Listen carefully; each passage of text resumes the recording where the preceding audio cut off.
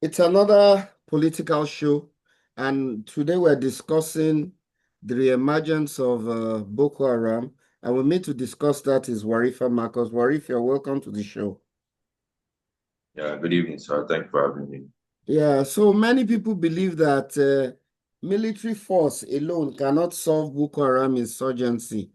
In your view, what non-military approach can we take or have the greatest potential to create some semblance of peace in Nigeria?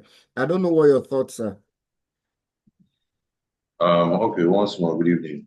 Yeah, For the Nigerian government to push out or to defeat Boko Haram, there are so many factors outside the military combating Boko Haram. You know, the civilians, also the traditional rulers, the religious leaders, and the vigilante, which are not the vigilante, they've been doing well.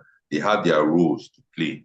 Is to let them know that this thing is not about religion, neither is it about ethnicity, but it's about terrorism. Because I know I've stayed in the north, I've stayed in Kaduna State, I've stayed in Jigawa State, that's in Adeja.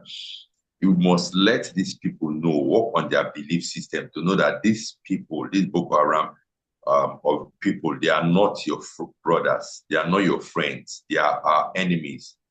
They are not your religious brothers. So if they can have that belief, and also the government also they need to be sincere to themselves, not having saboteurs, not sabotage the government because the politicians they are not sincere. They know military can defeat Boko Haram, even if they have the best weapon and the yeah, best yeah, what's it called, artillery or soldiers, they can really never defeat Boko Haram because when there is sabotage in the government, basically now secret, there is no way. So the what's it called, the politicians they need to really know that we are all like out against these people. They should have one mind. Once they have sabotage in the government, it will be hard. So politicians, religious leaders, traditional leaders, and also the what they call it, indigenous those areas also know that these people are the enemies. I think it's going a long way with Boko Haram. But the major thing is this issue about the government. Because if they don't give out secrets, they don't give out information to these people, I don't think they can pass the yeah. Nigerian I, military. And also, I, they can equip the yeah. Nigerian military. I quite agree with you, Warif. The Northeast is one of the poorest regions in Nigeria. For many people, especially the young people, joining Boko Haram offers money, food, and a sense of belonging or even survival. Now, there will be job creation, training in skills, and youth empowerment. You know, all these things are the things that can dissuade these people from joining Boko Haram. The poverty level is so high that the young Boko Haram fighters, they are looking for money and food to survive. Now, if there can be opportunities for employment, training, skills, and youth empowerment, these programs can help to break this recruitment cycle. Now, we have to rebuild important infrastructures like schools, hospitals, and roads, which will also help to restore normalcy and community, basically. Now, most of these Boko Haram fighters are jobless, they're poor, and they have arms, and they are desperate to survive. So I believe what you said basically is true and a lot more. The government has to find a way of alleviating the poverty of some of these people. Said, you're welcome to the show. We are talking about the Thank reemergence you. of Boko Haram. And I was Yeah. asking Warif, I said many people believe that the force of the military alone can solve Boko Haram insurgency. What is your view? Do you think there's an alternative way to solve the problem, or what are your thoughts on this? I don't think this our present military guys have the will of the politicians and the leaders to actually go after the Boko Haram fighters and the insurgents. Because just some couple of days ago, I read from the chief of naval staff saying that Nigeria Boko Haram insurgent issues is spiritual, that we should go spiritual about it. How can somebody in that kind of how can somebody of that stature and position will be saying such that our problem is now we should go spiritual? So that alone should tell us that there is no willpower there. These people are not giving ready up. to, yeah, they are not ready to really squash this Boko Haram in the next coming of years, because they're more like they know the sponsors that are sponsoring these insurgents. There is one time that UAE releases letter to our government about the sponsors of Boko Haram. Till date, we have not heard anything about any investigation Yeah, that's on that very letter. true. Very true. Yeah, so a lot of all these things is happening that it points out that most of these sponsors are within the government. That is why they keep doing what they are doing. Because if on a normal day our military guys really go after them, they know where they are now. We we Our we military top we, leaders we don't. know exactly where they Yeah. are. So that is But it. They are just playing politics with it. yeah, basically, you are right. And Absolutely, Said. But Said, I want to ask you a question. How does poverty, corruption, and poor governance help to fuel this Boko Haram problem? And what do you think, what practical steps do you think we can take to stop this thing? Yeah, it still boils down to the political will of our leaders. And when I'm saying when I say leaders, I'm talking about our president. Because if the will of the president is to stop it, I'm telling you, everybody will fall in line. So all these yeah, poverty and economic this thing that you said, I think it is just by the way, if I can use that word, like it's just by the way. So at this moment, I would just say let our president do something about it. That's just it. Yeah, Warif, my question is this because I think you have some knowledge of the military. What do you think with a Boko Haram attack being renewed and insurgency in many of the northern parts of the country starting to happen again? How would you assess the morale of the men in boots, the military? How would you assess their morale and their preparedness to secure Nigeria? What reforms can be done to motivate the military more, basically? okay. The way the morale of the military of saying so. Why? Because one, they are not well paid. These people are risking their life. They have families, they have loved ones. Number two, they are not well equipped.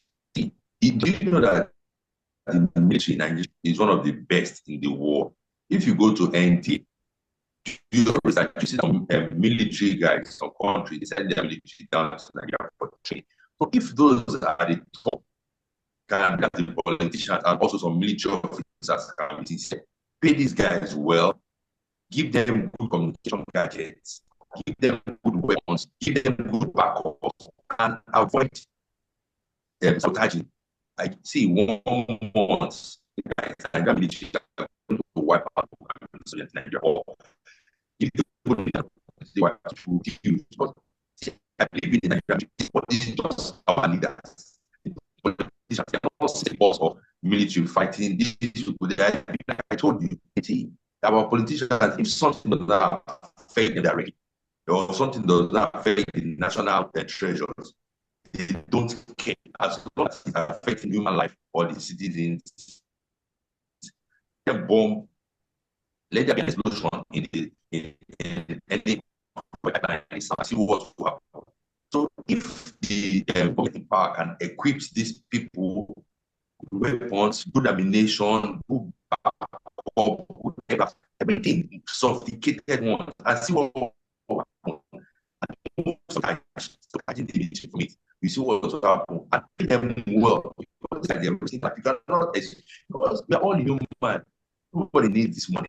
Just imagine if they saw what happened when a Nigerian Air Force and they were just in front of them. They can't be fighting insurgents or fighting Boko Haram members with those people that are sophisticated weapon, and you are using weapon that you can see difficult to the Nigerian military because it's not easy. When you don't have sophisticated weapon, they don't pay you well, no communication. How want to fight these guys? So if the government can do, this is one of Boko Haram again. I believe they want to child soldier because they want to recruit as they're going by the other members getting one out. So they want to, like I said, the economy better. The young guys, give them, absolutely. Invest in them. Absolutely. Invest in them. When you invest in them, you see that they will do better. But when you don't invest in these guys, they want to go for the best. Yes, I agree with you. And these Boko Haram members, I believe they have agents. Because yes, it's not just about the freedom, the fighters that they have. Nigeria, have agents, yes, both male, female, and children. Yes, Nigeria needs to motivate them more. And I believe that there has to be some kind of multinational joint task force with neighboring countries. No, we must strengthen our ties with neighbors through. I think we are just beating around the bush here. Bush here. But the reason why I'm saying that is because we all know the end game. If we even this year, I heard in the new budget, I read that it was like is it 3 trillion or 5 trillion that they allocated to the Nigerian defense section there. Like you can tell that they are getting the funding, but the funding is not getting to the lowest of the channels. Yes. So it still doesn't matter because at the end of the day, there is corruption in the military itself. And when there is corruption, how are they going to fight from the top officers? Boko Haram and the insurgent in a one unity format. So many informants in the military already. So there is no way this war is going to end anytime soon. Yeah, so many sabotage going on. So to me, I don't think the Boko Haram fight is going to end anytime soon. If the political will of the president is not like, I want these people squashed immediately, wiped out. Yeah, pumping money, everything. They know where they are now. So, as in we've read so many articles about it that these our top military guys, they know exactly where these people are. So why are they not going after them? I agree with you. I agree with you, Said. And there's even some story that some of our political leaders are patrons to this Boko Haram people. And it's business now. They're doing business with the weapons. Our current vice president used to be one of their patrons back in the days. Oh yeah, we had that as well. Maybe that was when they were still small. The Boko Haram people, they were not serious like now. So and if you look at it, another thing I feel we need to do is to de-radicalize some of these people because they are thinking all this Western education is forbidden and stuff. We have to find a way to re-educate and radicalize their belief system. In spite of the politics. If I may come in there, I like what you're saying and where you're going. But the issue there is I saw a video today about a northern man saying that education in the north is very, very poor and the illiteracy in the north is really, really much. That if we don't find a way to regionalize ourselves, we are still going to be Nigeria, but at least let south, southwest, southeast, the north, let every section grow according to their own belief in or cultural values in, like we can't continue letting these people hold us down. I agree Are with you getting me? I agree with you, Mr. Said. That is where the problem lies. If you look at the north is partly responsible for this. And I give you a typical Exactly. example. Yeah. I give you a Exactly. typical example. During the Ramadan fast, a lot of schools in the north were shut down for a month. Shut down.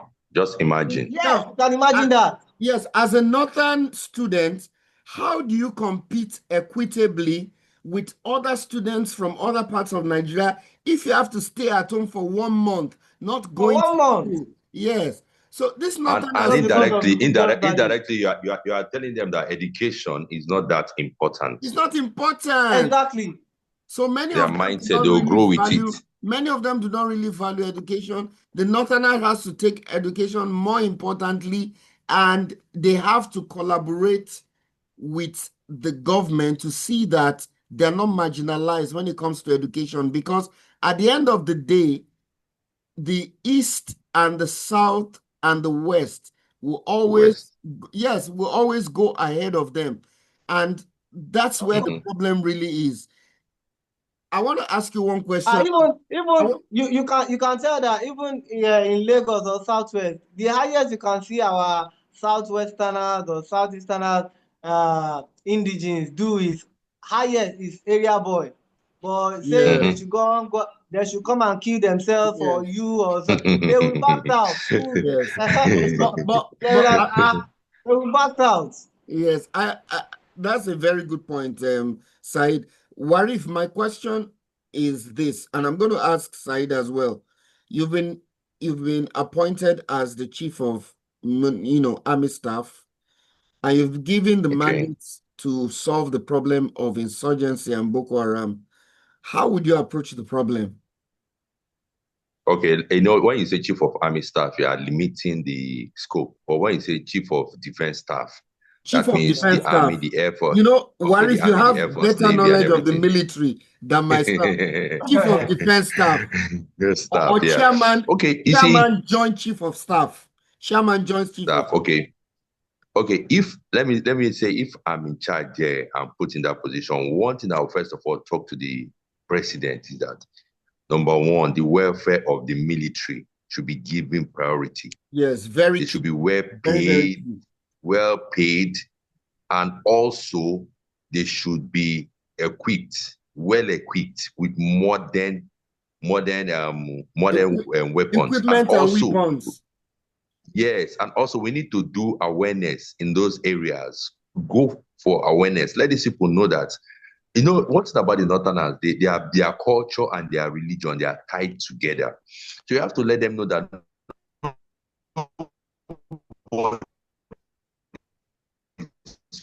fighting against your religion. Nobody's fighting against your culture. These people are not your friend, even if it's your. So awareness, you have to, and if you cannot do it alone, because I believe these Boko Haram members, they have mercenaries also. So you can as well get mercenaries. But as you're getting these mercenaries, let them know that it's not about religion.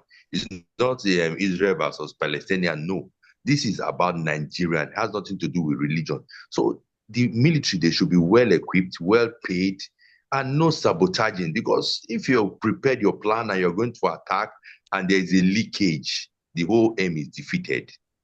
That's just it. So, yeah. And I agree with you, Warif, because if you look at the Wagner Group is a de facto Russian military contractor kind of setup that can be hired to help to deal with insurgency. I think Jonathan employed them then, right? Because I think I read during that Yes. 2014, So if we can yeah. partner with some of these groups, they will give us Yeah. intelligence. I think the main thing in this problem is intelligence.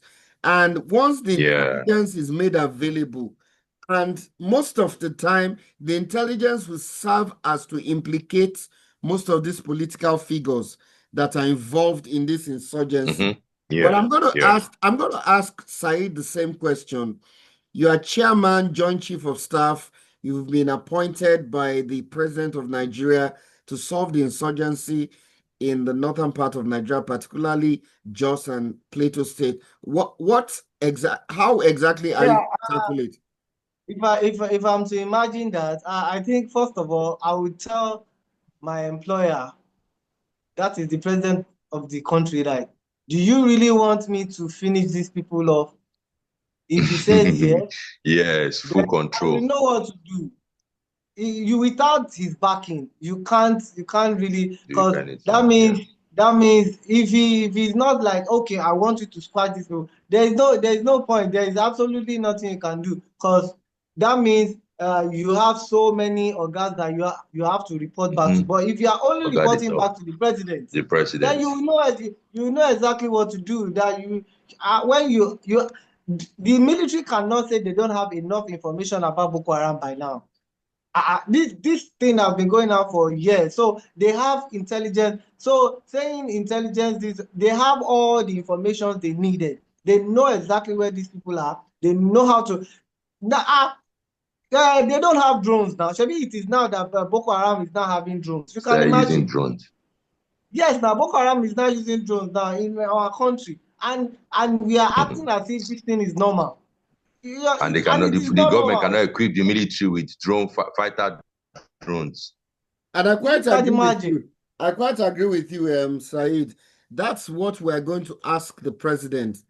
Are you ready to solve this problem? Exactly. That is Or you are what Watch still that is these what people. that's the question we are supposed to be asking. or you are still playing politics? If you are ready to solve it, a lot of heads will roll, particularly people in government that are supporting these people. And basically, Yeah, Exactly. yes, and yeah. basically it's on that note The that we round funding, up this evening. how are they getting their funds? The How they get, funding, yes, the Their funding, the weapons. weapons and stuff. the So it's weapons, been, yes yeah, now. it's been a very refreshing session with you and Warif, Mr. Said. We have been discussing the reemergence of Boko Haram and how we can tackle the problem and how the government itself might be culpable to some extent. We'll be back again with Nigerian politics with myself, Warif, and Said. From me, it's bye for now. Good night, guys. Thank you for